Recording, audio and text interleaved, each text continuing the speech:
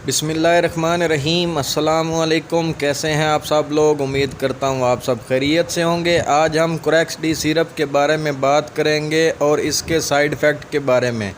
आपको बताता चलूँ कि कुरैक्स डी जो सिरप है इसका बहुत ज़्यादा जो है वो गलत इस्तेमाल हो रहा है। लोग इसको नशे के लिए इस्तेमाल करते हैं और ये अब पाकिस्तान में बहुत ही मुश्किल से मिलता है। आप किसी स्टोर पे अगर ये सिरप लेने जाएं तो आपको मुश्किल से मिलेगा। इसके साइड इफ़ेक्ट में से मुंह का खुश्क हो जाना, आपकी ज़बान जो है वो आपको खुश्क लगने लग जाती है।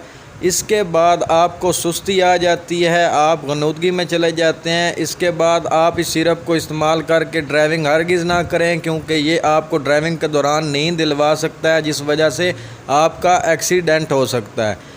इसके अलावा ये आपको बहुत ज़्यादा इधर उधर की सोचें जो हैं वो आने लग जाती हैं और जिससे आप बहुत ही अफसरदा हो जाते हैं। ये कभी आपको खुश कर देता है और कभी आपको गम में ले जाता है। इसके अलावा इसका एक और साइड इफ़ेक्ट ये है कि आपको धुंधला नज़र आने लग जाता है, जैसे कि ब्लर नज़र आना शुरू हो जाता है। आपको हर चीज़ ऐसी नज़र आने लग जाती है जैसे कि आपको तस्वीर में दिखाई जा रही है।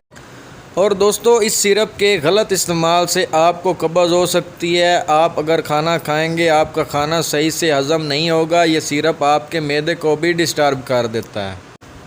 इसके अलावा आप ये सिरप अगर गलत इस्तेमाल करते हैं तो आपको ऐसा लगेगा आपको नींद आ रही है, लेकिन जब आप नींद के लिए सोएंगे तो आपको सिर्फ इधर उधर की सोचें आएंगी और आप इससे परेशान हो जाएंगे। आप इस सिरप का गलत इस्तेमाल ना करें और मेडिकल स्टोर हज़रात इस सिरप को बिला वजह सेल मत करें। कोई भी मेडिसिन यूज़ करने से पहले अपने ही डॉक्टर की हिदायत लाजमी लें।